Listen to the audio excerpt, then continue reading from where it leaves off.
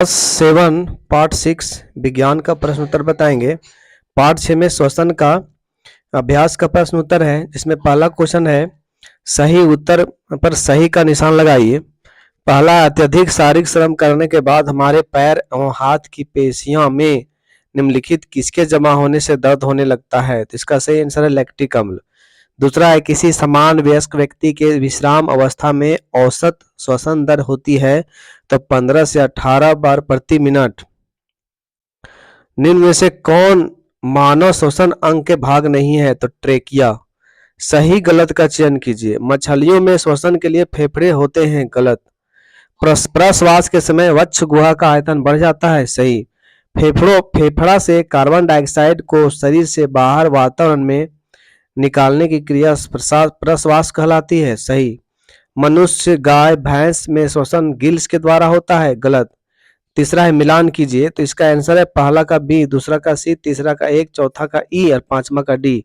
चौथा प्रश्न है कारण बताइए। कोई धावक दौड़ समाप्त करने पर सामान्य से गहरी सांस लेता है, सामान्य लिखना चाहिए। उत्तर है कोई धावक जब दौड़ता है तो उसे अधिक ऊर्जा खर्च करनी पड़ती है, जिसके लिए उसे अधिक मात्रा में भोजन का विखंडन करना होता है और विखंडन ऑक्सीजन करता है। अतः ऊर्जा की पूर्ति करने के लिए धावक सामान्य से गहरी सांस लेता है। इसी का दूसरा सवाल है जब हम अत्यधिक धूल भरी हवाओं में सांस लेते हैं तो छींक आती है। इसका कारण यह है कि धूल कण हमारे श्वास नली में चली जाती है, जिससे हमारा शरीर की प्रतिरक्षा प्रणाली अधिक दबाव देकर उसे बाहर धकेलती है और यह क्रिया इतनी तेजी से होती है कि हम रोक नहीं पाते हैं, जिसके कारण छींक आती है। पांचवा सवाल है वायवीय और अवायवीय श्वसन के बीच समानताएं और अंतर बताइए। तो उत्तर है पहला, वायवीय श्वसन ऑक्सीजन की उपस्थिति में होता है, जबकि अवायवीय श्वसन ऑक्सीजन के बिना होता है। वायवीय श्वसन में कार्बन डाइऑक्साइड प्लस जल प्लस ऊर्जा बनता है, जबकि अवायवीय श्वसन में अल्कोहल, कार्बन डाइऑक्साइड प्लस ऊर्जा बनता है। और इसमें समानताएं का पूछ रहा है तो दोनों में ऊर्जा की प्राप्ति होती है, ठीक है, इसमें लिखना है। छठा सवाल है मनुष्य के श्वसन अंगों का वर्णन कीजिए।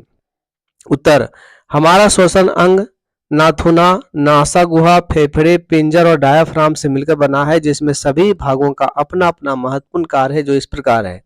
पहला है नाथुना, इससे ऑक्सीजन फेफड़ों तक पहुंचती है, जिसे नासा द्वार भी कहते हैं। नाथुना से वायु नासा गुहा में जाती है और फिर फेफड़े में जाती है। दूसरा है नासा गुहा, नाथुना से नासा गुहा जुड़ी रहती है। फिर है फेफड़ा वक्ष गुहा में स्थित होते हैं। यह पार्श्व में पसलियों से घिरी रहती है, हाँ घिरी लिखा गया, ठीक है, घिरी लिखना है। डायाफ्राम, यह एक बड़ी पेशी परत है जिसे डायाफ्राम कहते हैं, जो वक्ष गुहा को आधार प्रदान करती है।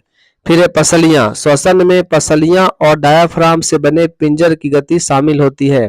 क्रिया विधि है प्रश्वास, जब वायु अंदर जाती है तब उसे प्रश्वास कहते हैं। इससे पसलियां ऊपर बाहर की ओर गति करती है और डायाफ्राम नीचे की ओर गति करती है, जिससे वक्ष गुहा का आयतन बढ़ जाता है और वायु फेफड़े में आ जाती है। अब है उच्च श्वसन, जब वायु बाहर निकलती है तो इसे उच्च श्वसन कहते हैं। इसमें पसलियां नीचे की ओर अंदर जाती है और डायाफ्राम ऊपर की ओर अपनी पहले वाली स्थिति में आती है। इससे वक्ष गुहा का आयतन कम हो जाता है और वायु फेफड़े से बाहर धकेल दी जाती है। यहाँ कम लिखना चाहिए, काम लिखा गया, ठीक है, यहाँ कम पढ़ना है। सातवां सवाल है 3 प्रश्नावलियां लीजिए, प्रत्येक का 3/4 भाग तक जल से भरिए। इन्हें ए, बी तथा सी द्वारा चिन्हित कीजिए। प्रश्नावली ए में घोंघा रखिए, प्रश्नावली बी में कोई जलीय पौधा रखिए तथा सी में दोनों रखिए।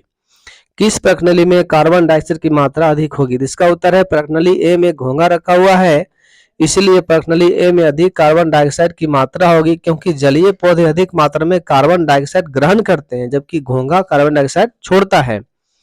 आठवां सवाल है अवायवीय श्वसन के फलस्वरूप बनने वाले पदार्थ क्या क्या है जब यह पेशी में होता है? तो जब यह पेशी में होता है तो लैक्टिक अम्ल बनता है, जब यह ईस्ट में होता है तो अल्कोहल बनता है।